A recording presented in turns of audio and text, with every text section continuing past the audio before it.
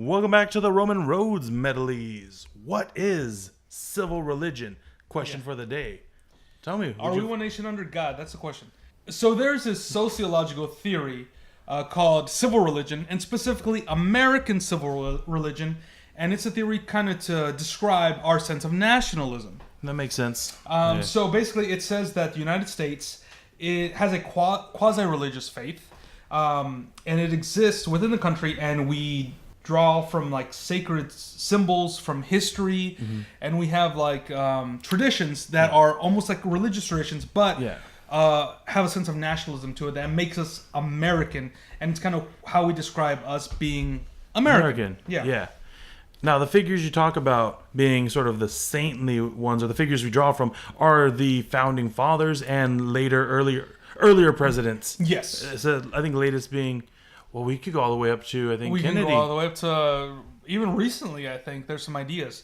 But basically, it's kind of started within the American Revolution, and kind of that idea, I think, during the Civil War, when, the country was being split apart, those in North and the South. They each kind of had their own identity of what it was to be American. Oh, very, very different from each other. Yeah. Once America came together as one country, unified, I think the Americans felt that there had to be a kind of unifying theme, a unifying feeling of what it is to be American. Makes sense. And there's some, historical figures such as Abraham Lincoln, George Washington, all the men who signed the Declaration of Independence, and even texts such as the Bill of Rights, Declaration of Independence, scriptures. It's kind of like Holy Scriptures Constitution. for American. The Constitution. Yeah. So this idea of American civil religion was started by Robert Bellah in 1967. Of course. Yes, and he studied religion and kind of like the biological and cultural beginnings of religion in general. But he kind of coined this American religious term in the 60s, late 60s. There was some debate over the viewpoint, but a lot of sociologists agree with him, in general. To up to the current times, that they still think this is like... Because I've definitely heard the term used recently in the news. Yes. Referring to our nationalism as a type of religion. Yes. And we have a whole bunch of holidays, right? Boy Scouts are the choir boys. Maybe. Definitely. Well, we have a whole bunch of holidays, like like Memorial Day, like Veterans Day. That was that other Freedom Day we got with fireworks. The 4th of July. That one. That's like the Christmas Pentecost of a Christmas? Paramount. Yeah. It's like the combo Thanksgiving because you're stuffing yourself with food, Christmas because explosions of light, and Pentecost because it's the beginning of the country. Oh, okay. Makes sense. That's what that phrase means. Yeah. It's the beginning of the church. So there's all these ideas that we have.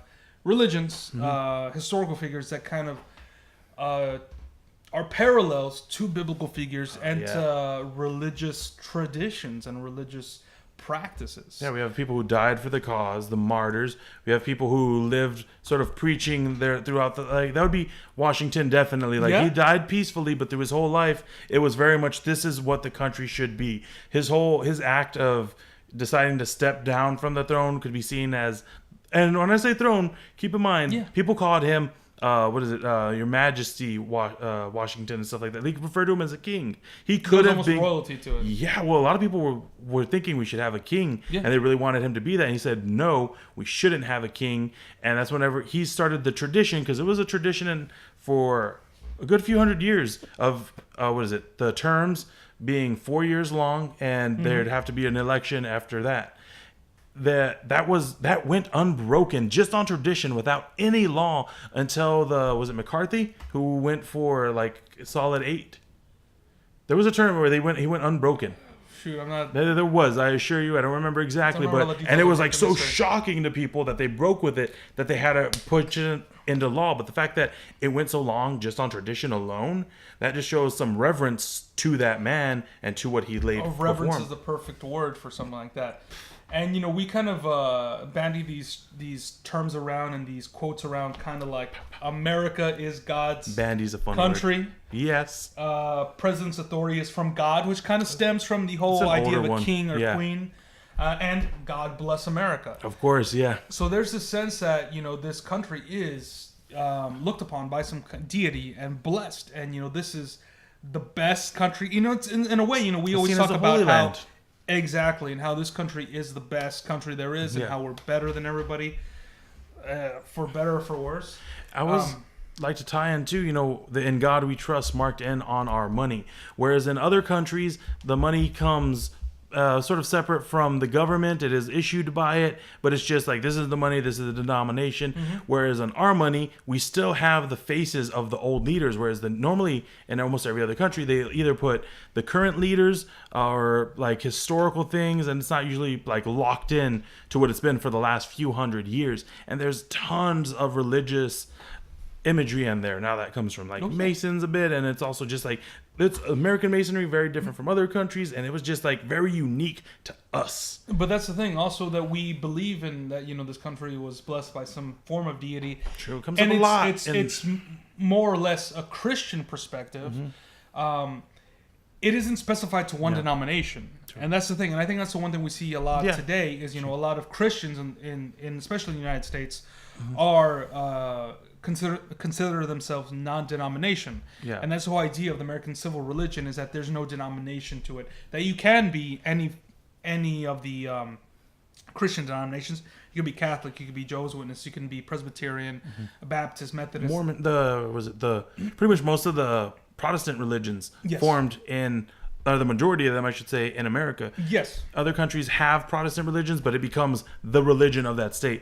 England being one of the early ones, right? They had the Church of England, yeah. Exactly. The state of Texas imbues in its residents this sort of subtle state pride to it, in that you might not think of yourself as like a Texan every day. It's just like, it's where you live, until someone else brings up that they enjoyed something in their state, and you say, no, you're wrong. You're wrong for enjoying it there. This is the place where it's amazing. And be shocked with yourself of just, why would I say that? I've done that a few times. Yeah, of course. Mm-hmm. I've done, it's kind of like, also, when you're out, I went to Oklahoma once on a trip. Yeah. And it was like, I heard this one lady say that she was from Texas, and it's kind of like, oh yeah, we're, Texans, kind of thing. And I think it overcomes more than like stereotypes. Mm-hmm. It's much more like this unifying idea of this feeling, really, of being a part of something. Agreed. Yeah. But there is, different groups in America that have, different ideas of civil religion, or, the theory goes, especially like in the white South, there's a different idea. And I think that stems from, during the Civil War era, when there was the Confederacy and that kind of idea. And I know, recently in the recent past, we've had disagreements about, taking down Confederate memorials and stuff, where some people say, well, it does stem from a racist history, but others view it as kind of like, well, they're monuments to those who fought for the country and kind of fought for certain things. And I think sometimes maybe that's a hard thing to discuss, and a hard thing to understand from both viewpoints. Sometimes, one viewpoint doesn't want to see the other. You could make the argument, and I'm sure they have too, that they'd say that the founding fathers did all the horrible stuff that the Confederates were guilty of, but we haven't torn down their statues. And I think the main reason is because they see the Confederate, identity, or the Southern states, sort of, I guess, civil religion as a separate denomination, and that's why they're okay with like striking it out. It's like, yeah, there's a lot of similarities here that we had, and the way they had their pride, the things that they did, the words that they wrote and believed in their heart, but they did it differently and they're wrong. I could be wrong in that, but well, that's the thing. I mean, that's a further discussion. I'm not really agreeing with that point. I'm just sort of putting it forward, but I also agree with that point because I made it. But yeah, but I think us, basically, I think we have more relation with the whole idea of like Texas identity, and also Mexican American identity. Yeah, because the Texan Tejano thing goes hand in hand. Yeah. A Texan outside of the state of Texas fish out of water. A Tejano and Mexico or the other heavily Spanish or Latino populations fish out of water too. Yeah, and because we can connect with historical figures like Martin Luther King, JFK, to certain extents. But then, down here in the South, especially in the Mexican American communities, we have our own martyrs, kind of like Cesar Chavez. Yeah. And where it seems like, those figures have to have a little bit more importance because we can relate to them a little bit easier. Yeah.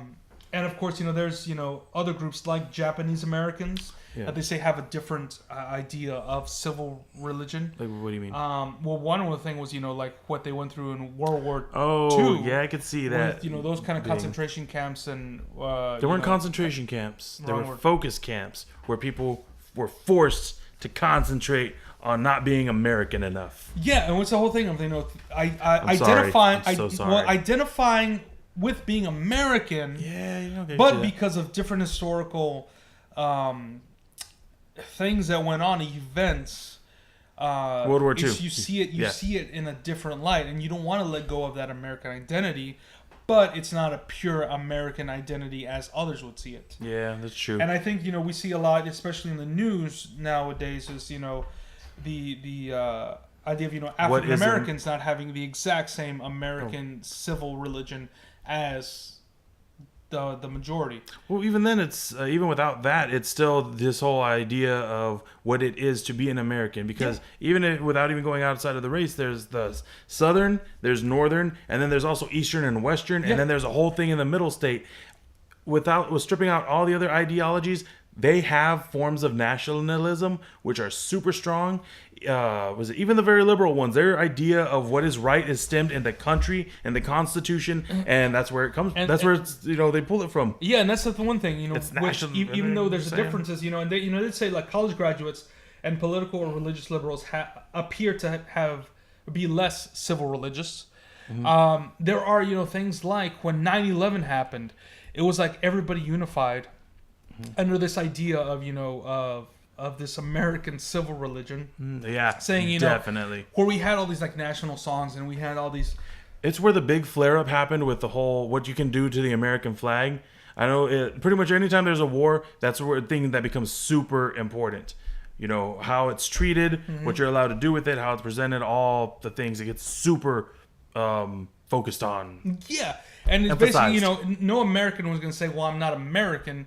It was almost anti-American to have certain ideas. I think I don't know, but during things like that, we say, we are American. We have those monuments. We have the memorial at the World Trade Center. We have different memorials here in San Antonio. We have the Alamo. Real quick, we have the missions. I used to bring up and take down the flags way back in elementary, and even as elementary kids, the care we took with the Texas flag was way more than what we took with the American flag, and I didn't even think about it at the time. That the American flag is like da, da, da, da. And then with the Texas one, we just like went out of our way to make sure those folds were perfect. Really? And I remember, what is it? The girl was like, "No, be careful with Old Glory." And I'm like, "What?" And I was like, well, "No, that might be the name of the American flag, is it?" Yeah. But no, I remember that the Texas flag, somehow it just had more.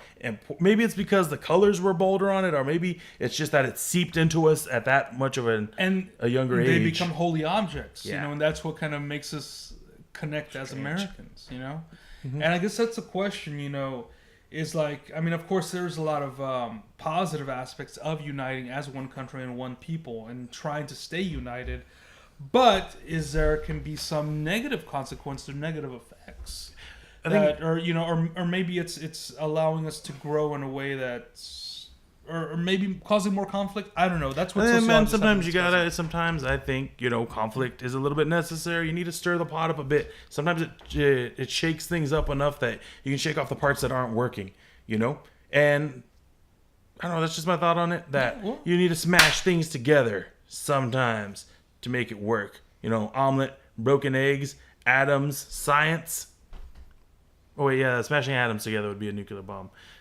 But still, American as apple pie. So let us know what you think about this idea of civil religion, and if any of you are sociologists and are studying something like this, let us know your take on it. If you think maybe you didn't touch on enough points, there was a lot to talk about. So much. Was it Judas Iscariot of the American religion? Benedict Arnold? Yeah. That's kind of funny, you gotta admit. Especially since I totally was about to say Cumberbatch. Thanks for tuning in. A lot of great points we made there. Lots of awesome ideas, but you might not think so. Let us know what you feel.